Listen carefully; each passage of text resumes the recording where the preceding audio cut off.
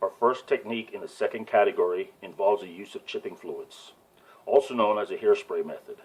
This process was created a while ago by Philips Dasinskas and popularized by Mike Rinaldi in recent years. This process is a crucial one as it is most likely the most used technique in the hobby today and has been used for all sorts of chip paint effects. This technique has become so popular over the years that model paint companies have made products specifically to reproduce this technique more consistently. Companies such as AK Interactive, MIG, Vallejo, and a quick Google search has found a few others.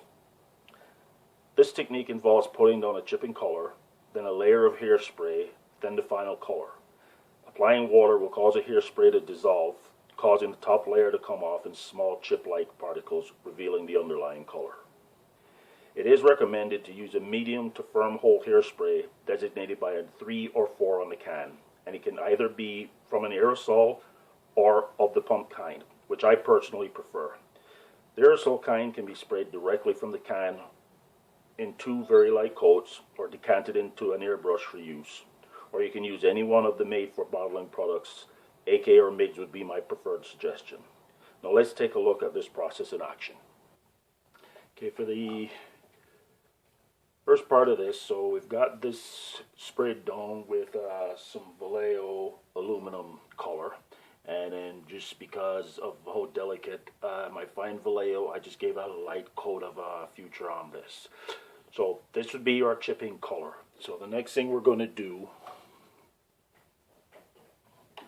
is we're going to come in and then we're going to apply the hairspray. Now the hairspray that I use, for those that are curious, is this Herbal Essence number 2 medium. I got it because it was the one that had the least amount of scent to it. Again, I prefer the pump type, so that, you know, it's much easier to just pour it straight out of the bottle and not have to worry about decanting it. So, moving on, we're going to apply a layer of this hairspray over this section here. So we're going to come in with one light layer first.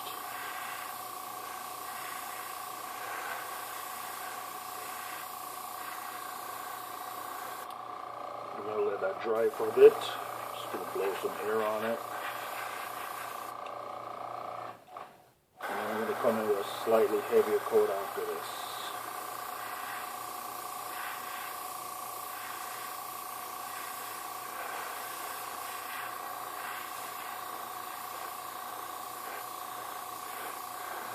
Depending on the size chips you want, that would be depending on how much spray you put down. If you want to be bigger chips, you're going to apply more. If you want less chipping, more of a worn type patterning, you're going to put down less hairspray.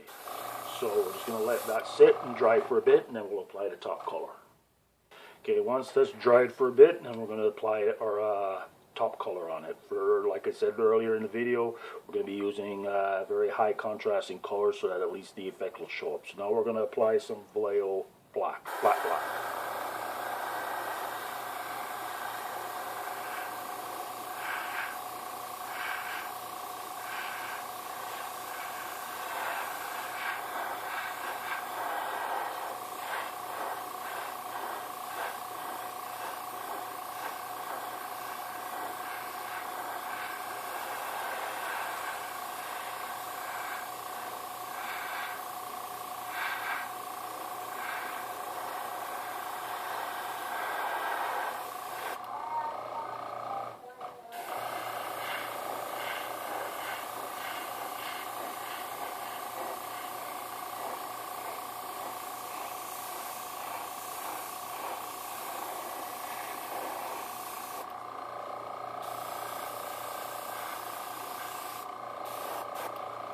And then we're going to let that set for a bit. And we begin to apply the water.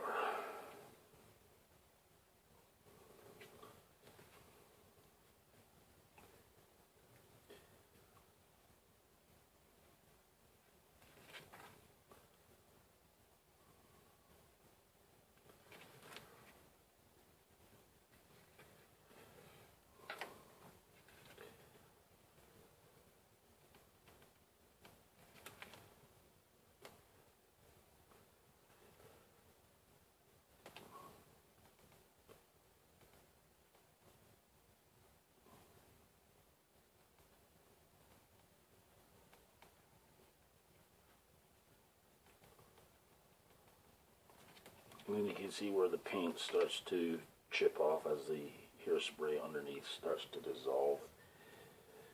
You don't want to flood it too much, because then you just start seeing pieces just start falling off. And this is probably doing that right now because it put way too much hairspray on.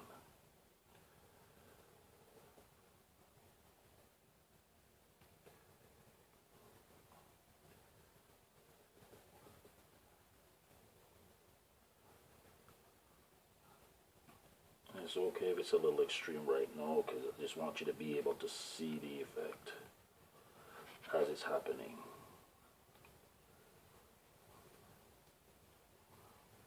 A little bit of a hair there.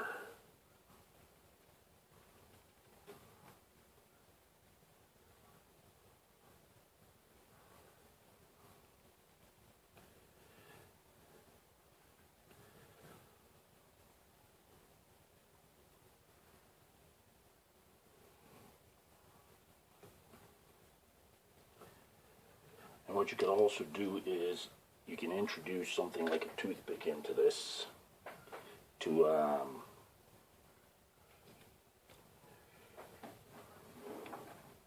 soon as I can find one, you can bring a toothpick into it and you can start to get, you know, even smaller chips.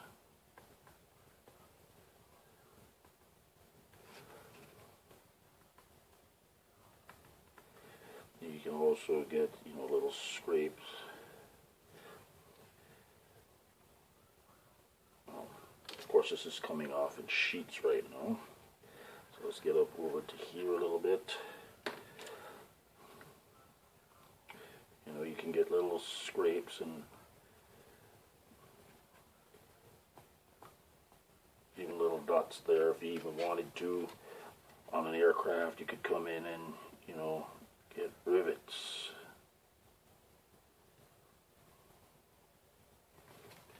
That kind of thing.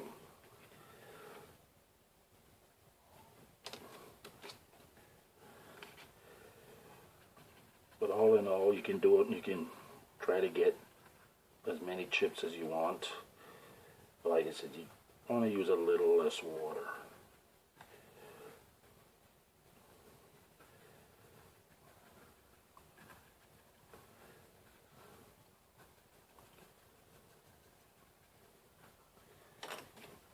Again, you can come in with the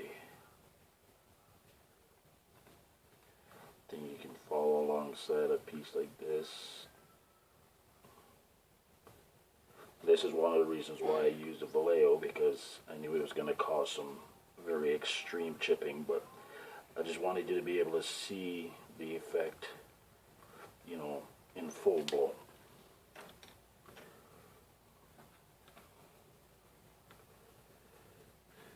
You know, and once you get to where you want it to be, then you can just pretty much stop and let the surface dry off.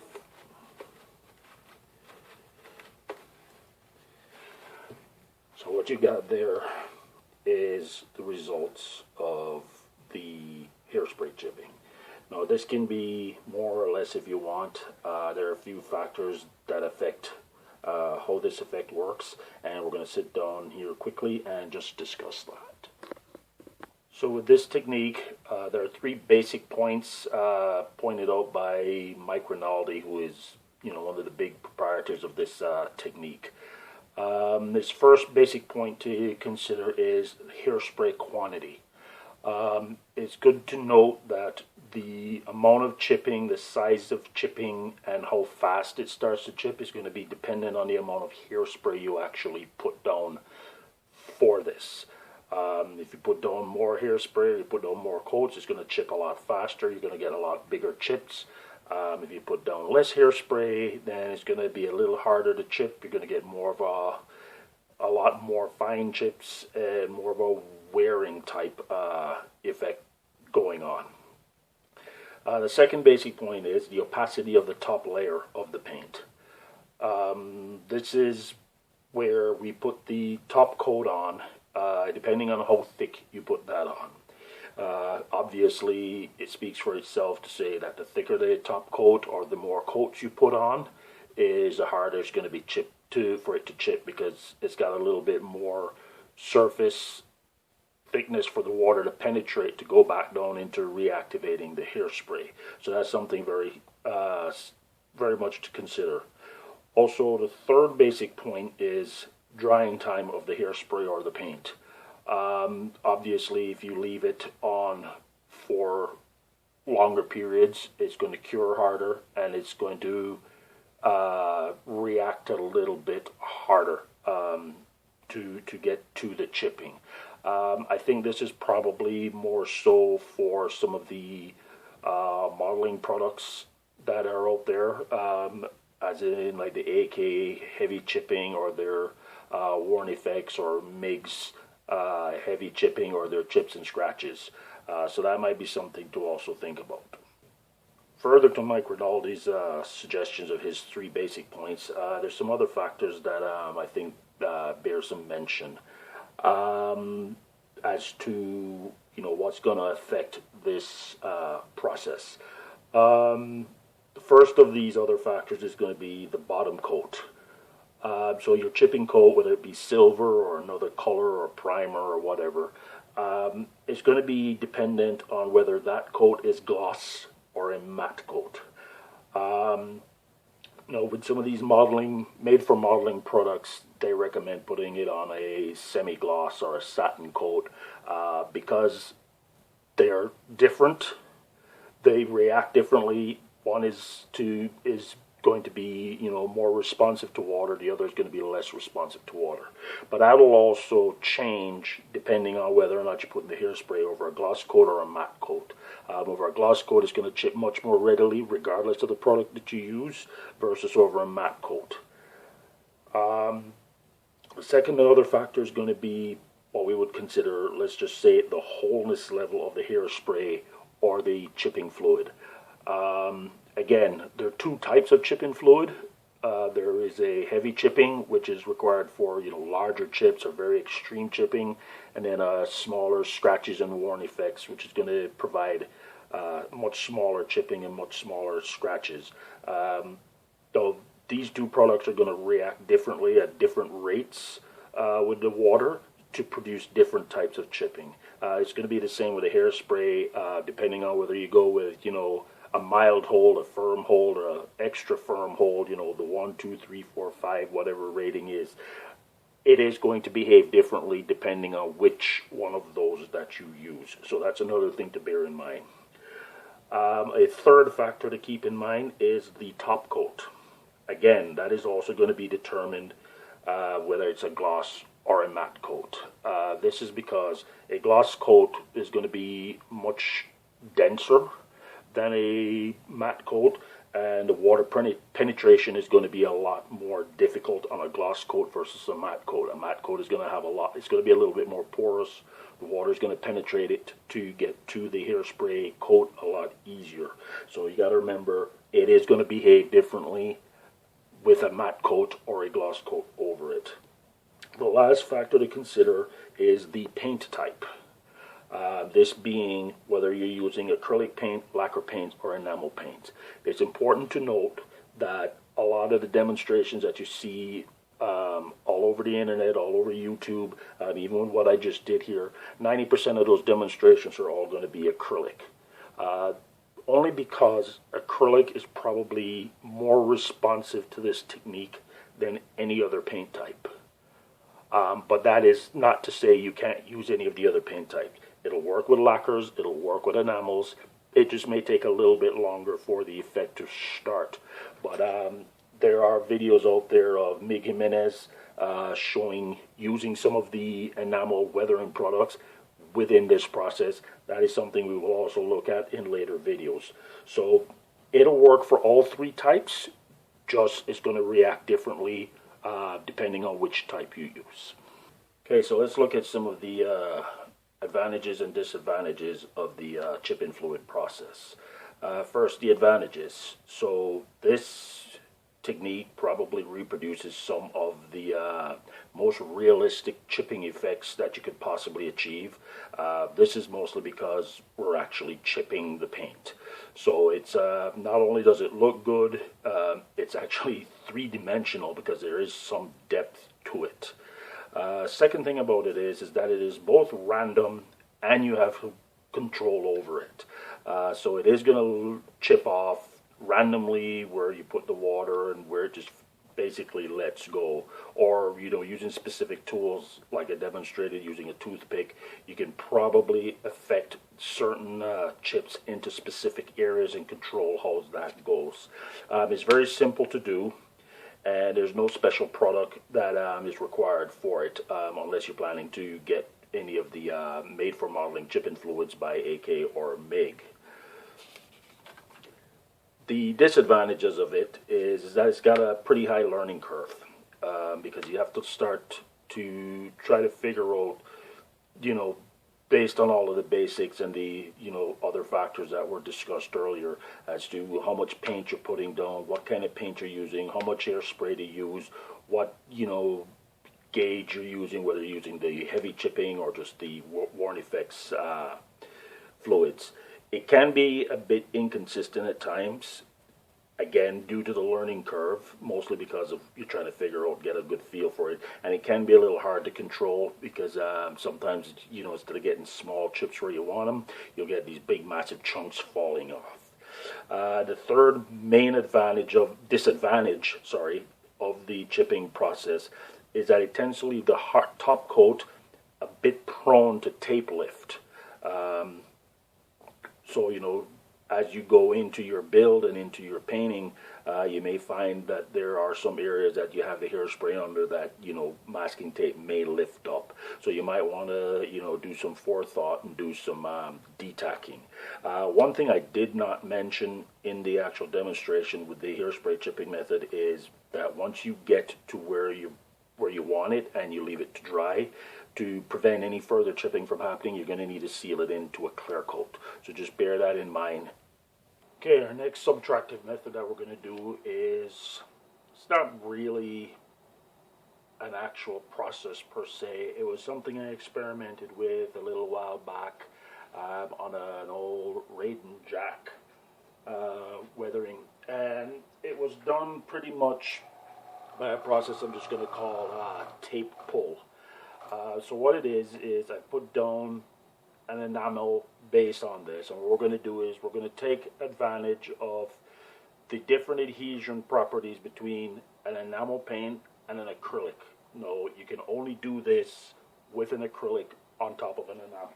So what we're going to do is, we've got this enamel down. This right now is going to be Model Master's chrome silver enamel, and then I'm just going to come over this with a dark what's this, Vallejo dark sea gray, just to get some contrasting color. So we're just going to apply a layer of this down.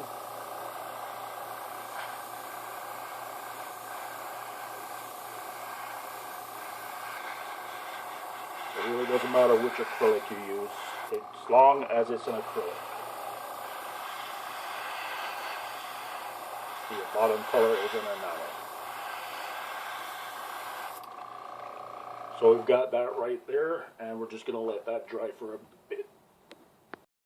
Okay, so once your acrylic layer has dried, like I said, we're going to take advantage of the incompatibility of the two paints, let's say that. So now you're just going to get a piece of masking tape out, and you can either ball it up or roll it up, just get small amounts. But what I'm going to do is this. So what we're going to do is we're going to press it down on the area firmly, and then we're just going to pop it up. And this is the kind of thing that you're going to get. You can go in with smaller bits,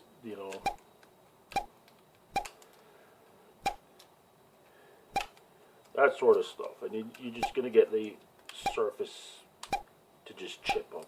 Now this is going to give you a lot of extreme chipping, and it's going to depend on the adhesive nature of the piece of tape, but you're going to get this type of an effect as well. It is a useful effect, if you're doing a single color scheme and you just want to have some random chipping and everything. You can do this if you want. It's a quick, fast, easy way to do it. No, there really isn't a whole lot of advantage to it, other than if you're using it only over a single color camo, that's great. But the biggest disadvantage with this clearly is going to be, it's going to be a pain in the ass doing any masking from here on in. So you might want to keep that in the back of your mind if you decide to choose this. Like I said, I've only ever used this process twice, once to test it, once on a build. I've never really used it again since. Like I said, the shortcomings on it is a little too much for me to really call this an effective method, but I just thought it was something that would be nice to show you guys, that there are, several different ways you can approach this, and, you can just experiment with it. The next process that I'm going to demonstrate is probably one of my least favorite to do. It has the potential to have the most disastrous results. It is going to be involved with using a knife or a sharp object to actually create the chips and stuff in the top coat. This I would probably say would be more along the lines of using for like scratches and very small chips. So what I've got here is I've got a silver colored Doan. It's not the greatest color in the world. As you can see, the metal flake in it is kind of big. And I've also applied a couple coats of a clear coat over it. Considering the method that we're going to be using to do this, I would strongly suggest putting down that extra clear coat, because what you do get there is an extra barrier or an extra layer that'll give you a little bit of protection, so to speak, that you can go into with the knife or with the sharp object and not worry too much about creating too much damage into your actual color coat. So this is something I would strongly recommend doing before going ahead with this. So what I'm going to do is I'm going to load up my airbrush right now with the top coat that we're going to be doing the chipping onto, and then we'll get right back to that. Okay, so again, I'm going to use another dark color. It's going to be Model Air RAL 7016 blue gray. For some reason my black isn't cooperating. But again, I'm using a lot of the layer colors only because of the delicate nature of them, and they're actually easy to work with doing this because they're not very durable. Let's just go there. So that actually works in the favor of doing this. So let's just get this color done and then we'll get to it.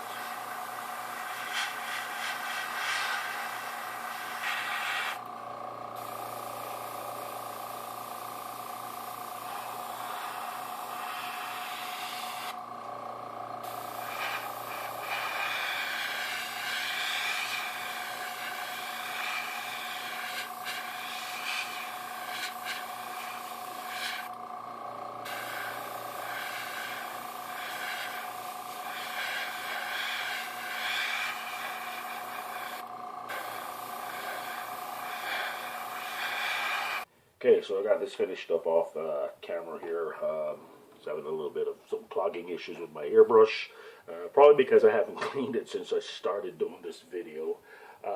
But anyways, so here we are. So what we've got now is we've got the color coat done. It has been dried. I just force dried it with a bit of an hair dryer, and now we're going to start getting the chipping effect in. So what I'm going to use right now is I'm just going to use my X-Acto knife with a fairly decent blade in it. Doesn't have to be perfect.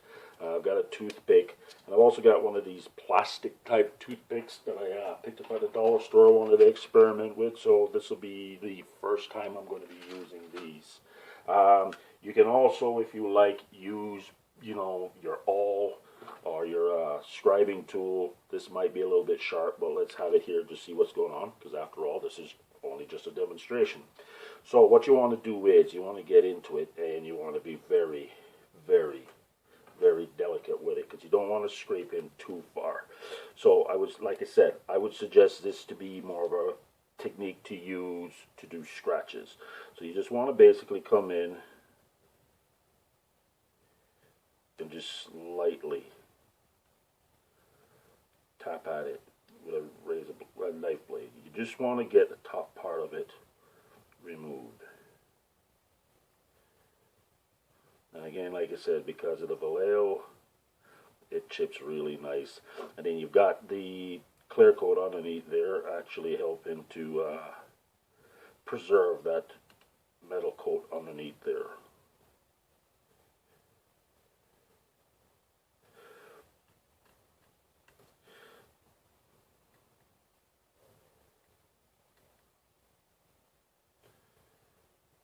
As you can see, you can get some really fine chips in it doing this. And like I said, if you want, you can come in. So we're going to experiment with a little scribing tool here.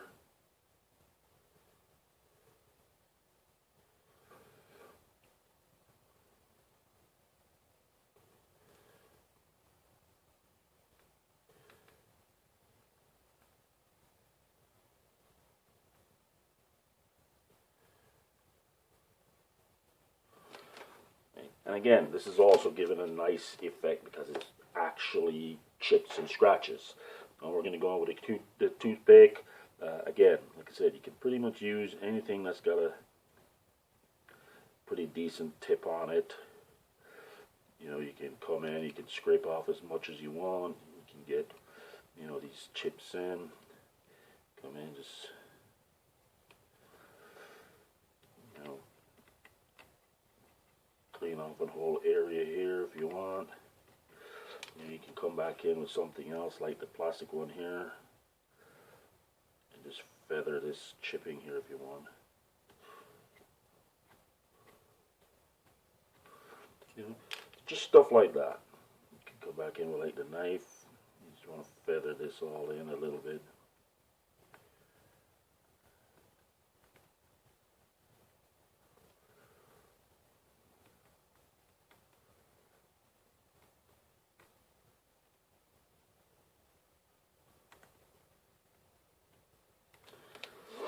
And that's the sort of stuff that you can get doing it. So let's get it real close up there so you can see it. And actually, that didn't come out too badly. So that's just to give you an idea of, you know, another way that you can go using some subtractive or negative scratching, whatever you want to call it, chipping. But this is pretty much another dimension you can go. Now, I mean, if you really wanted to, you could go all the way even through the other one into the bottom coat there, and then you could get, you know, something like that, and, you know, get your two-layer chipping or your two type of chipping, which is actually going to be really real. But I don't know if you can see it, but if you look at it from an angle here, you know, you can actually see that it's got some depth to it. So, that being said, that is doing chipping, you know, with a knife. Just generalized call it a knife, but it's pretty much using any type of sharp object. So there you go.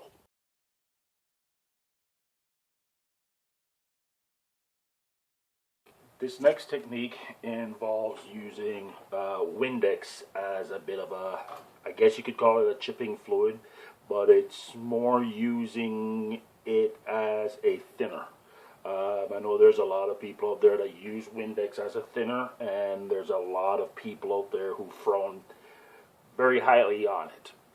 Anyways, the point is, it can be used for the next demonstration.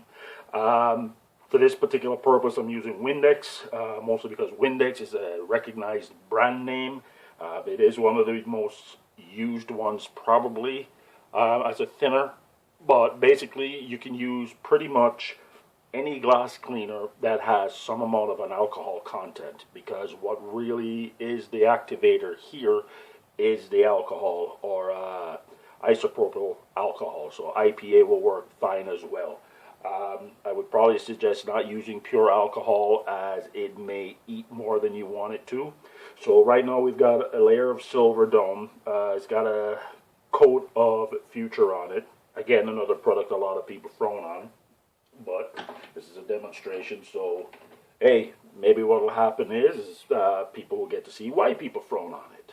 But anyways, we're going to go. So we've got our little cup of Windex here. I've got a fairly stiff brush here. Just a dollar store type brush. It's nothing really special. So we're just going to go and we're going to add our color in. Again, this is going to be the RAL 7016, which I used in the last demonstration, which worked out pretty nicely. So we're going to go in and we're going to add that one more time.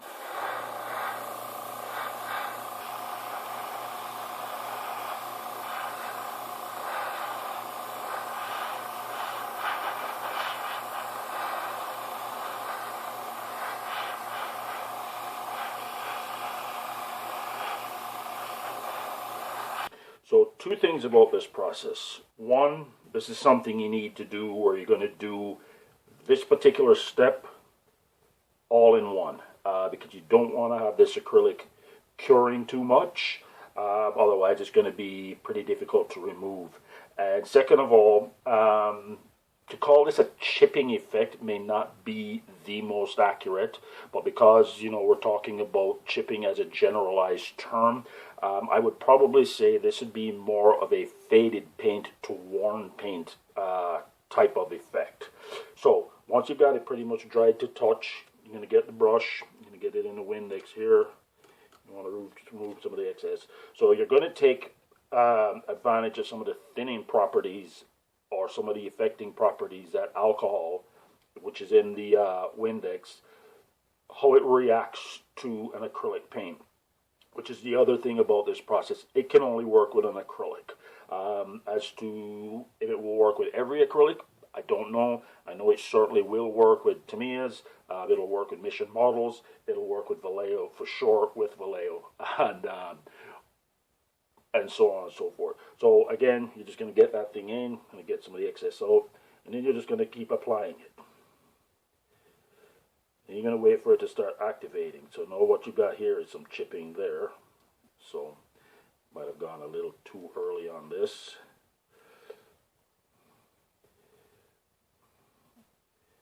You know, and the longer you leave it to dry, the harder it is to remove. So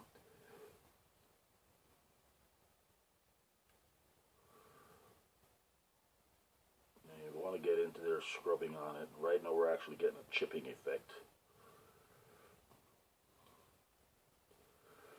which isn't too bad, which is kind of what it is. So again, here you are, you're getting this chipping effect on it with the paint coming off. Now as you notice, this is just happening quite randomly. There's really no rhyme or reason to where it's coming up. It's just popping up depending on where it's letting loose.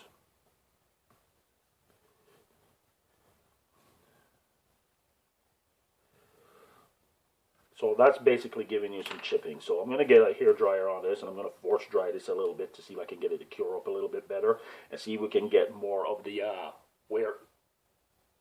wearing tendencies on this thing. Okay, so got it a little drier now, left it for a little bit. I got a slightly softer brush to use on it here. And we're going to take a lot more of the hairspray out.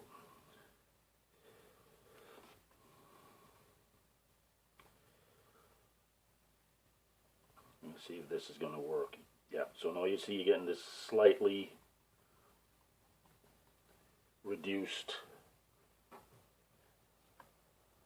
removal. It's not like jumping off the plastic as much. There we go, it's starting to open up.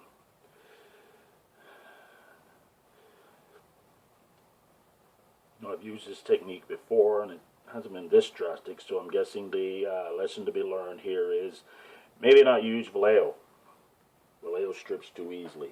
I know with Tamiya especially, and it's probably the paint I should have used for this demonstration, will give you a much more gradual wearing of the paint color. But anyways, this is just a demonstration just to give you an idea of yet another way to enact some subtractive chipping. So that's basically what you're going to get, and not much else I can say about that other than, yeah, I'll withdraw my initial statement that Vallejo might be a good one to use. I would probably stick more to the Tamiya's for this. Another good subtractive method of attaining a worn surface or some small chipping is to use sandpaper. So we're going to demonstrate that really quick. Again, I've got another piece here. I've got it coated with some white. And again, you're going to want to put a light clear coat down on this. So we're going to get our darker color on top of this, and then we're going to get to work on that. Okay, so now we've got our dark color down. Again, the RAL 7016. And now we're going to just get onto this. So really what I've got here is a bit of wet dry sandpaper. It's about 400 grade. And it might be a little coarse for what we're going to do, but you're just going to get an idea of the whole process. So we're just going to get on it, and then we're going to just lightly sand away at it. And you're going to get this kind of a thing.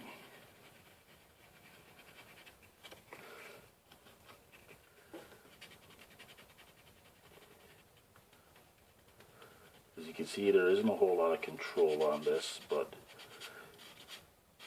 just depending on where you want to put it is what you're going to get here.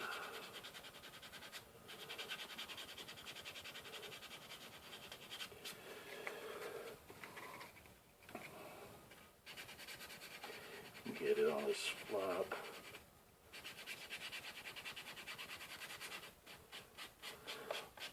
Or a good thing to do is just sand it in the direction of your airflow. If you're using it on like wings. And you can get this little worn effect. Now after this, you can go over this with your choice of clear coat, and pretty much you're done. The next and final method in the subtractive category that we're going to look at is we're going to look at reverse chipping. Reverse chipping is pretty much similar to doing the hairspray method, except it's going to be done where instead of chipping down to the chipping color, you're going to chip the top as the chipping color over your base color. So this would be great if you've, like say, forgotten to do, you just did a basic paint coat and you wanted to do some chipping on it. Your choice would be either to go with one of the additive methods, but if you wanted to do a subtractive method, this is one that you could do. There are a few products all on the market for this type of process. VMS, or Vantage Modeling Solutions, they do make a product specifically for this. They do recommend you use all of their products in conjunction to achieve the best results. But I'm sure if you do a proper Google search, there are other companies out there. I personally have my own methods for it, and that's what we're going to look at here. Okay, so for the first part of this technique, we're just going to basically follow the same protocols we do when doing a standard hairspray chipping. So we've got our base color down, which is going to be our chipping color. We've got our hairspray over. Now we're just going to go over it with the dark color for contrast, and I'm going to use the Mission Models black. And in here, we've got our black down, and then we're going to go to the next step of this. This is where the idea of the reverse part of this process comes in. So the chipping color we want is the chips to be black, not the gray that was underneath. So what we're going to do is, same as before, got our water, got our top water here, room temperature, warmer, doesn't really matter, just has to be plain water. And we're just going to get on there and start getting that to start activating.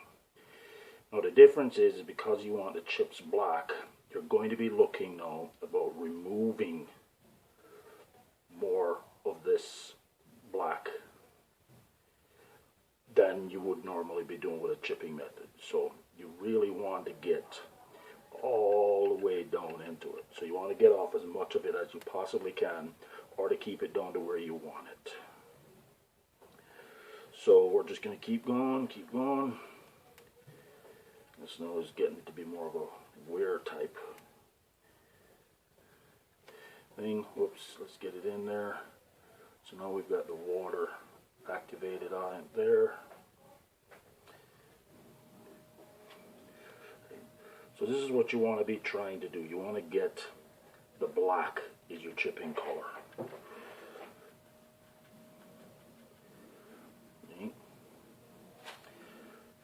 Right now we're getting a very worn type effect.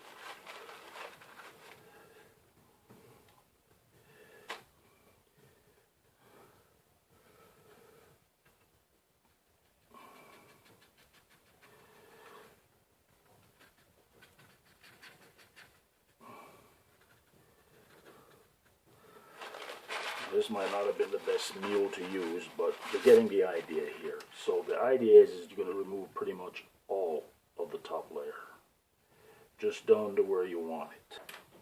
So it may not be the most perfect example, but this is basically what the idea of reverse chipping is going to be. So you'd probably be removing, keeping it hydrated to get as much as a top color off as you possibly can, to leave it back into some of the chipping. So what you can do is, you know, you got a lot of very excessive smaller chipping going on here and then along here. Now if I had gotten it a little bit cleaner, which is what I was hoping for, you know, you'd have gotten it right back to the original color, like in some spots like here. Okay, so that's one method. Now it didn't exactly come out as planned, but hey, it's just a demonstration. So now we're going to get to the other method of doing the reverse chipping, which is the one I prefer doing, and this is the one that I do copying the VMS type product. So we'll get on to that next. What we're going to do here is we're going to basically create a chippable color. You can buy chippable colors in, you know, market stores. There is a product out there that's a chippable paint. It's probably more used for winter camouflage. So it'd be like your washable whites and all of that. And it's basically done in the same fashion as the hairspray. Again, the hairspray method can be used. Just put the hairspray down, spray your white over, basically wash off the white, and then you're going to get to this type of effect. So it'll be back to kind of the first type of reverse hairspray chipping that we did. The second one here, though, which is what I'm trying to do, is to get the product to behave similar to how the VMS product goes. So what I do is I mix in my cup a 50-50 mix of the paint and the chipping fluid. So in theory, it's now made the regular acrylic paint into a chippable paint. This can only be used for an acrylic, obviously, because the hairspray is water-based and it won't work with lacquers and it won't work with enamels. So this can only be used for acrylics. So we're just going to get into there, and then we're just going to get the color blowing on here. And for this, it's best to have a clear coat down first, because you pretty much want it to lift up cleanly and not embed itself into the paint, which is probably what happened with the previous demonstration I did. I didn't get enough of a clear coat barrier. Okay, so we got that, so now we're going to begin chipping it. Okay, now to start the chipping process. Same as with the hairspray, just get the thing wet. Then we're going to go in and start hydrating this with water. And what you're going to see here now is the black paint is starting to chip off.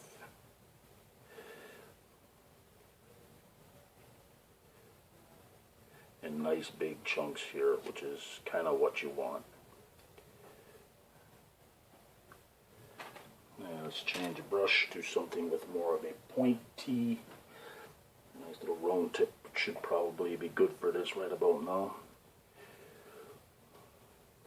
And for those of you watching, yes, you can use this process here and make your own washable winter camo paint. this will give you probably some really fine type chipping going on in there. And the more you remove, the finer you're going to get your chips.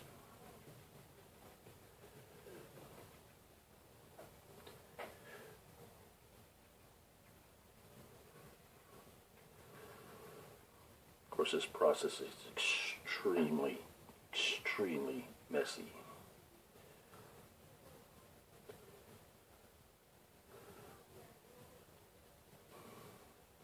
Now, this is probably going to be more useful to armor builders versus aircraft builders. Unfortunately, I don't have a tank body to replicate this on.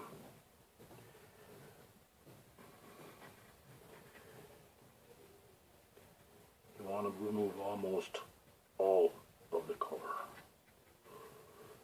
except for where you want to have your chipping. So once you're at that point, you've got it pretty much done. You can just dry up all the excess here.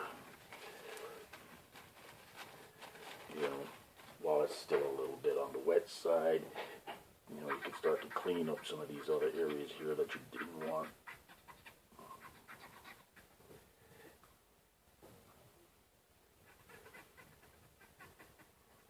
Just using a damp Q-tip here just to get rid of some of the excess. Because up until this point, the paint is still, as you can see, in a chippable state. Just keep wetting your Q-tip if you want. Just start getting rid of some of the excess. Like I said, this was just a demonstration, so for demonstration purposes, we're just going to stop right there. And then that's pretty much what you've got. So you've got some kind of a chipping type process there. Let's go back to this other one here. You could probably get some of it off still, maybe not. But anyways, so this would be the way that you can also do a reverse chipping. Like I said, this would be great if you're doing like on armor. You want to get down to the, you know, the dark metal colors, or if you just want to do it as a white winter camo. So that's pretty much one of the other things that you can do.